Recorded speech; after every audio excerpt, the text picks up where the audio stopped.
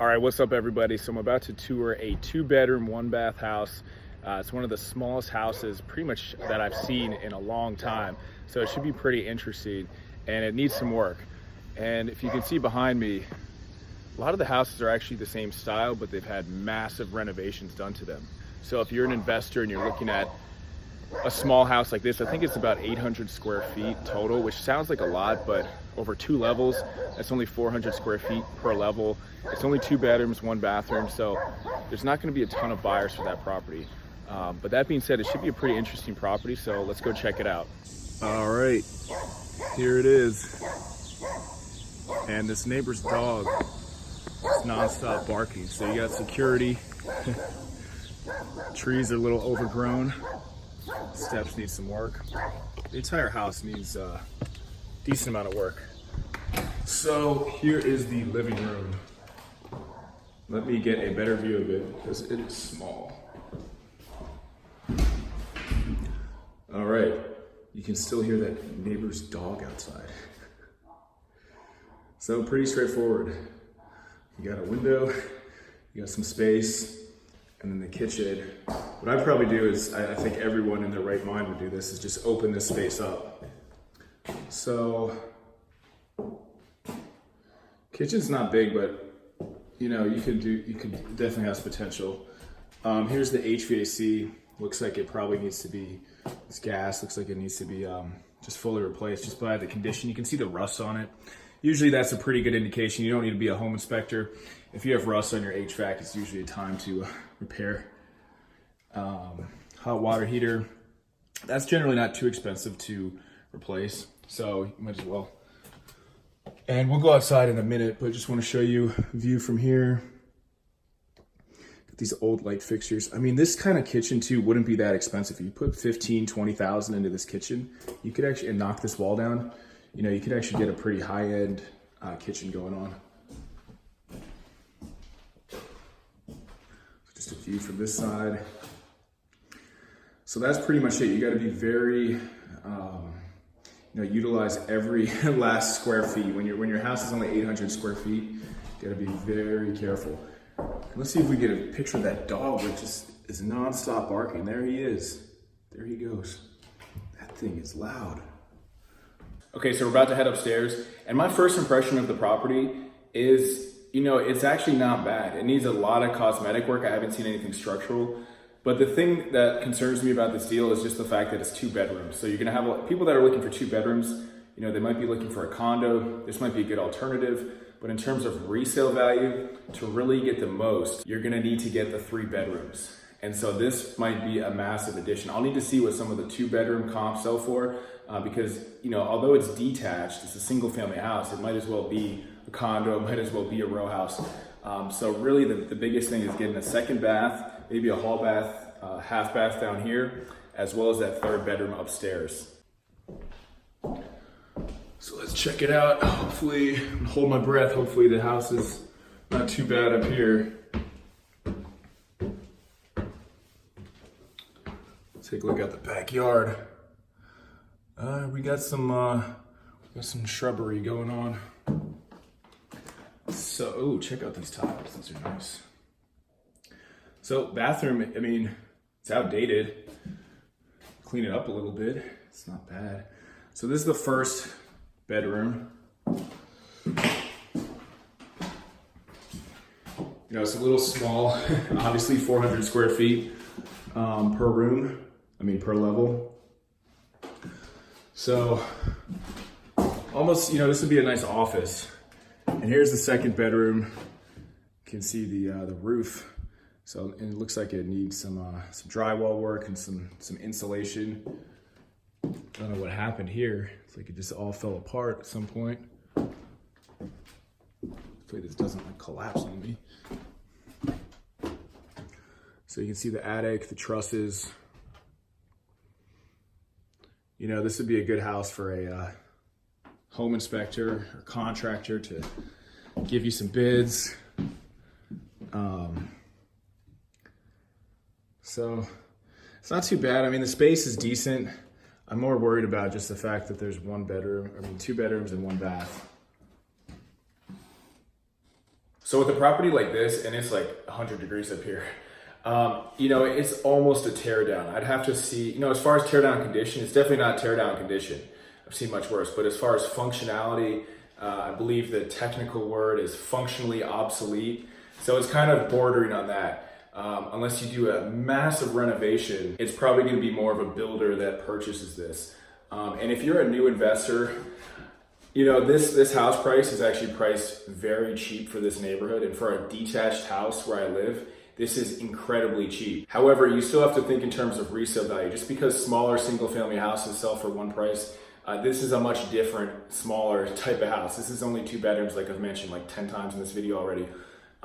So you really have to take that into account. So I guess what I'm trying to say is if you're running your numbers and you need to do a massive like 2-story, $100,000 addition just to make the deal work, to get it up to the same square footage and same property values as some of the renovated ones, you got to be very careful with that.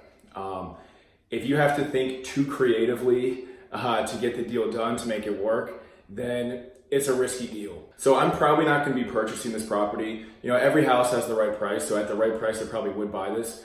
But I like properties, I like to do renovations where there's not much creativity involved. Where it's more like, okay, here's 3 comps that have sold for, let's say, $500,000, and this person wants to sell for $300,000 and it only needs $50,000 worth of work. That's a better deal. This one, you'd have to get an architect, you'd have to spend like 6 months designing some type of crazy renovation. And even then it might look a little weird. You know, I'm gonna look around the neighborhood because there have been people that have done really big renovations. So that's really what you wanna look for.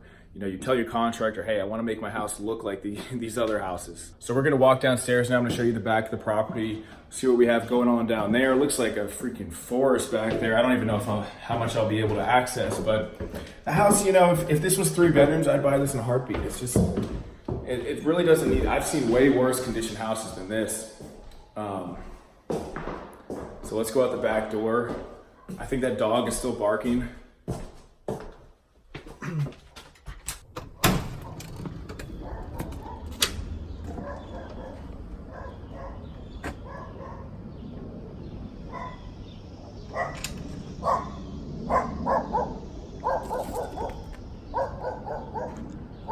The neighbor's kind of looking at me a little bit. So you got a lot of overgrown shrubbery. Probably have some deer back there. I don't know where this walkway is leading to. How's it going? So I'm gonna walk down these stairs to show you the back of the property, because this, you'd have to do basically a 2-story addition on this one. So here's the back of the house. Pretty simple. I mean, there's not much going on. You can see next door, they did an addition and deck. It's actually pretty scenic back here. So I think what you'd have to do for this property is you'd have to find 3 houses that did really large additions, see what they sold for. You'd have to do some landscaping in the back, and you'd have to get 3 or 4 bedrooms here.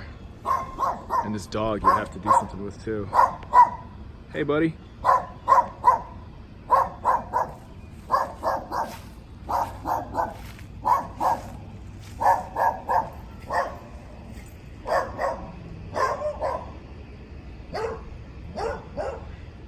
So that's pretty much the house right there. Pretty straightforward, pretty simple. You know, everyone's into small houses these days. So who knows, if you just make it nice and livable, you could have a lot of buyers. People aren't looking for these 10,000 foot McMansions anymore.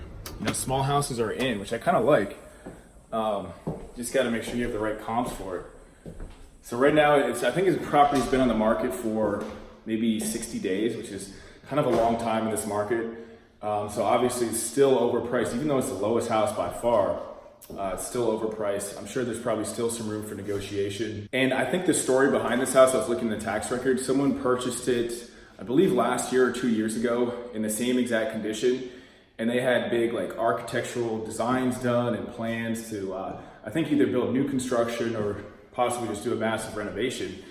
And then, you know, there's been a lot of development in this neighborhood, and I think they thought it would be easier to just resell it in as-is condition. Since property values have actually gone up quite significantly over the past year, they can probably just relist it since they actually got a great deal. And you know, instead of making like 100 or 200,000, if they were to actually fix it up and do this 6-month renovation, you know, maybe they make 50,000 just listing it in as-is condition, which is not a bad, you know, not a bad strategy. Sometimes you find these properties that, you know, they just need some landscaping, they need to be cleared out. And if you got a great deal, sometimes you can just basically relist the property.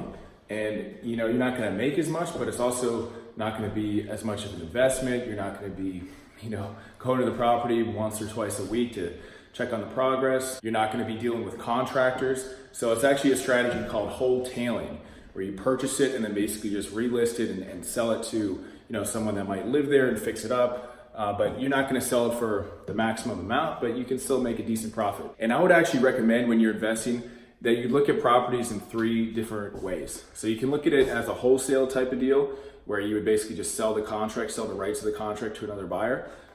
You can look at it as a wholesale type of deal, where you just purchase it and then just relist the property. And it's much less effort on your end. You just have to find good deals, get them funded, and then basically relist it. I'd recommend just trashing them out, doing some landscaping, adding a little bit of curb appeal. But there's plenty of investors that do just that strategy. And then lastly is rehabbing, which is what everybody thinks about, where you fix it up. You know, you do a full renovation, or you do a decent renovation, you know, fix up the kitchen, bathrooms, etc.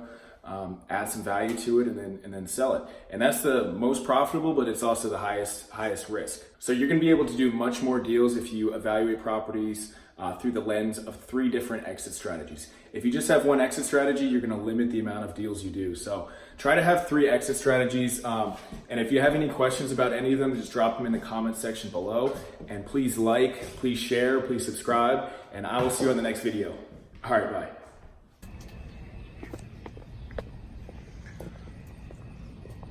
So here's the street. So you can see the neighbors did really large additions. Sure, if I walk down, I can find some others. And if you see right down there, there's actually someone that's looks like a new construction. So you're kind of in between just knocking the property down or just doing a massive renovation. You really just got to run your numbers and see what works out better.